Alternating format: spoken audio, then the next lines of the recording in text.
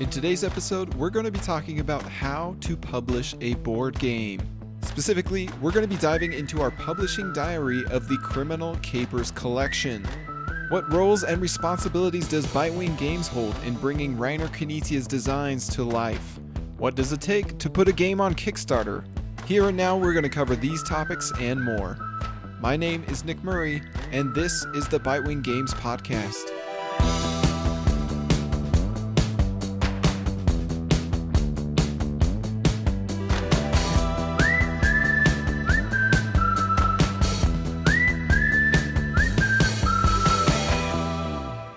What does it take to publish a board game? A lot. A whole stinking lot. The kind of lot that will eat up hours upon hours, months upon months of your free time, like the eerie no-face of Spirited Away. It's a great movie. Recommend you check it out. The kind of lot that will quickly and efficiently drain your bank account of tax returns and COVID relief funds and more before your game is even produced. The kind of lot that you're better off running away and hiding from, unless you are really passionate about that particular game. And that game can't just be any old design. If you want it to spread far and wide, to earn its way into cozy mom-and-pop game shops or onto coveted Target store shelves, or if you want it to be loved and lauded, praised by critics and recommended by fans, then it needs to be something special. So that's a good place to start. Find a game design or concoct a prototype that really sings. Uncover an experience that people want to have again and again. Craft a challenge that is novel, engaging, and dynamic. That's easier said than done, and there's a whole universe of useful information out there about how to design a game that people love. I recommend you check out BoardGameDesignLab.com and their podcast as a great place to start. But that's not the topic where we'll swim in this particular post. We here at Bitewing Games did not have to cook up a mechanical meal of play for our debut publications. Nor did we have to worry about another typical task of publishing, specifically the development and polishing of a design. That's because we were provided a menu of fresh and fully developed entrees from a master chef, namely Reiner Knizia. Our only dietary restrictions for menu options were to stay within the parameters of a small box game that is quick to teach, easy to get anybody into, fast to play, and addictively replayable. And the culinary card game artist certainly provided on that front. Dr. Knizia and his team presented us with 7 card game prototypes that were a mixture of entirely new concepts and reimagined designs. The presentation of each game was nothing fancy. Simply a game title, a list of components, a paragraph or two describing the gameplay, and a handful of prototype images. Yet, this luxury buffet didn't need any fancy dressings. The games speak for themselves. That doesn't mean we salivated at all of the proposals. From the get-go, some designs felt like they were targeting the wrong audience for our brands. Others had us skeptical of their potential. Yet, a few shined with a spark of promise within their descriptions. We decided to try 5 of the 7 prototypes, and away we went, printing off paper cards and tokens to test on willing guinea pigs, including nearby family members and gaming friends. From the depths of this intensive testing emerged 3 card games, loved by both casual and hobbyist gamer alike. These prototypes were specifically 1. Hot Goods, a newer bluffing and bribing game of alcohol smuggling, only ever published in Germany and Japan in 2019. 2. Mafiosi, a sharper, more strategic reimplementation of an older family game known as Rooster Booster. And 3. Hot Lead, a brand new push-your-luck auctioning game from the designer of some of the best auctioning games in the world. Yet we couldn't just love to play these designs. We had to have a passionate vision for what they could become. With my educational background in business administration, I've naturally found myself applying business tools and fundamentals to more abstract and creative processes, including game design and development. So of course, I couldn't help but run a SWOT analysis on Reiner's most promising designs to see if we could chart a clear path to publishing these games through Kickstarter. This analysis wasn't just a rite of passage. It became our publishing blueprint. I've already delved deep into an explanation of the SWOT analysis and how it applies to the board game industry on a recent episode of the Board Game Design Lab podcast. But to put it simply, SWOT stands for strengths, weaknesses, opportunities, and threats. That's right, it's spelled SWOT. And these 4 categories can be applied to even a Reiner Knizia prototype to evaluate internal and external factors that can determine its value and potential. This tool is a great way to take a step back and get both a broad perspective and a laser focus on everything that matters most about the subject. So, to offer an example of how that all actually works, here's my SWOT analysis for the prototype that was called Hot Goods. First, the strengths of this prototype included its wide player count, 3 to 8 players, no downtime, meaning everyone is always participating as either traveler or border guard, simple and engaging gameplay, and a solid smuggling and bribing theme that shines through the experience. The weaknesses of this prototype included confusion from how the rules were explained, at least in the English translation of the German version, which we were working off of at the time. A muted look to the overall presentation, and a game length that had the potential of going up to 60 minutes, an hour, which is way too far beyond our target of 20 minutes. One major opportunity for this prototype was something that I had already stored in the back of my mind from my own game design brainstorming sessions, specifically a game featuring soda and bottle caps. Despite the colorful inspiration and flavorful experiences that soda provides, despite the collectible clackettiness that comes with bottle caps, I had never encountered a soda-themed game that really stuck within the board game industry. Another opportunity was certainly the stylish artist we had in mind, Paul Halcyon, who would obviously thrive best off of a theme with a wide artistic potential. Finally, some threats for this prototype included the need to differentiate it or communicate the differences from other popular bluffing games, including Sheriff of Nottingham and Skull. Another threat unique to Bitewing Games is that many of our theoretical day one backers would be friends and family who culturally don't drink alcohol, thus making it harder to sell them on an alcohol smuggling game. So, Hot Goods went into this furnace of analysis, and from it emerged Soda Smugglers, a 20-minute card game of fizzy contraband. The star of the production would be the soda brands. The table presence would be an explosion of colorful bottles and bottle caps, and the maximum possible number of rounds would be trimmed down from 16 to 8. I shared the results of our analysis with Reiner Knizia, and he didn't just approve our vision for the design, he preferred it. Dr. Knizia agreed that our proposed production presented both the best artistic potential and the broadest appeal to the game's target audience. Likewise, the prototype Mafiosi evolved into a more potent Pumafiosi, while Hot Lead ended up requiring minimal resculpting. And it was once we had settled upon publishing these 3 games due to their individual merits and promising possibilities that they became more than just a convenient bundle. Suddenly, we weren't just publishing 3 20-minute card games. We were publishing 3 games designed by the illustrious Reiner Knizia that were all related to criminal activities. We were publishing Reiner Knizia's Criminal Capers collection. In other words, we were publishing something special.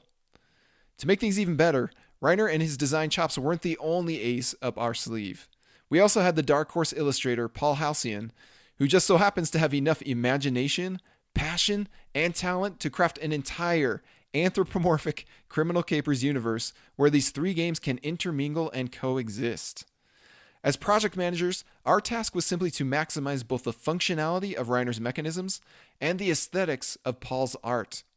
We had to plan a production that makes these card games pop in every possible way. Now, how the heck do you make a game designed by Reiner Knizia and illustrated by Paul Halcyon pop even more? Well, I'm glad you asked. First, let's talk about Soda Smugglers. Step 1. Charge Paul with the duty of creating several soda brands that straddle the fence between nostalgic familiarity and mesmerizing peculiarity. Step 2. Make these fantastical soda brands the star of the production. I'm talking large, loud, and in-your-face bottles on the cards. Don't forget to supplement them with matching life-size bottle caps as well. Step 3. Select components and materials that enhance the theme and supplement the fun, etc. With this game, we went so far as to hire a plastics engineer to design the deluxe plastic stackable bottle caps. Moving on to Puma Fiosi, Step 1. Give players their own personal family tiles and tokens that have character and lore. Make them feel an invested tie to their Poo Mafia family to strengthen the emotional range and potency of the game. Step 2. Give the push your luck gameplay a physical form. Rather than recording gained or lost points on a piece of paper, or simply earning and returning point tokens for successes and losses, give each player a wealth point card and penalty point card, where their glorious triumphs and hilarious failures can be piled high and on full display for all to bask in or envy. Step 3. When your artist displays an unexpected passion or shows intriguing promise within their concept art, fuel that fire with everything you've got. Just pour gasoline on it and fan those flames, baby. They just might come up with some of their finest work ever. That's Paul's words, not mine, but I do agree with him here. Puma Fiosi looks incredible. And the steps go on from there. And finally, with Hot Lead, step 1, just step back and let Paul do his thing because he is on a freaking roll now. Step 2, once the initial designs are in, look at every card and component from a readability perspective. If anything has the potential to be unclear, make tweaks to the components as needed.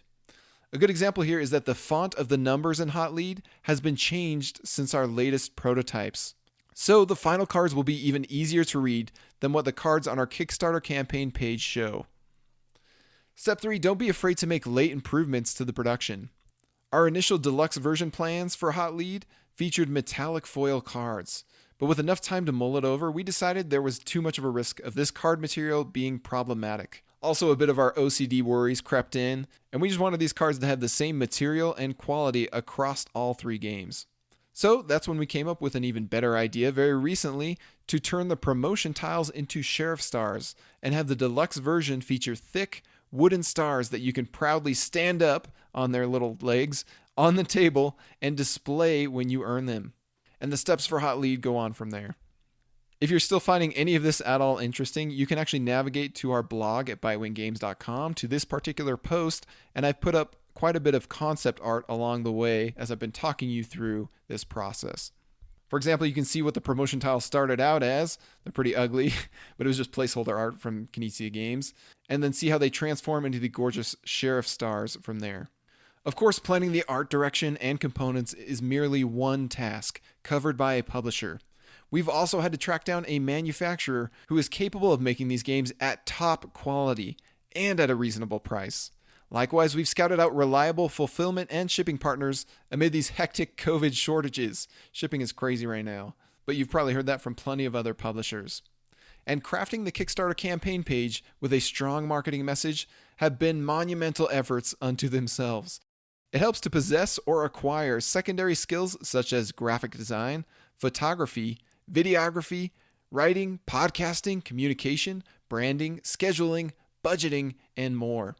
If you have the time and drive for the Herculean task of publishing, great. There are plenty of helpful tools and resources out there to get you the skills you need. As I mentioned earlier, the Board Game Design Lab podcast and BoardGameDesignLab.com are just a treasure trove of resources for you to start with. But one aspect that may prove even more difficult is the money. Years ago, it used to be that you could slap a rough concept on a crowdfunding site and wait until you funded to invest significant money into the project. Nowadays, there is simply too much competition to thrive with low effort or low investment campaigns. Of course, you can skip the crowdfunding route altogether and try your hand at online or direct-to-retail sales, but the minimized risks and maximized marketability of crowdfunding is usually too good to ignore. From the beginning, we knew we wanted to make a big splash with our first campaign. Time is too precious for us to simply inchworm our way through the early publishing years before we can ramp up to more ambitious projects. We've already got 7 total games lined up to publish with a hunger to add even more to our plans. From game one, that's Soda Smugglers, we want our backers and customers to understand that we mean business when it comes to publishing gorgeous, fantastic games. Thus, we've invested nearly the cost of our funding goal to get this business and this first project even up and running. If you intend to assemble a team of experts to design and develop exceptional games, bring them to life with stunning art, engineer custom plastic components, find interested gamers across the World Wide Web, produce the games with premium precision, and deliver them to doorsteps around the world, then you better be ready to invest the finances required to enlist this team, plus the time required to direct them. It is a roller coaster, to say the least. And tomorrow, we'll finally reach the starting line. That's right, the Kickstarter campaign for Reiner Knizia's Criminal Capers collection runs from August 10th through September 2nd. We need your help to make these games a reality.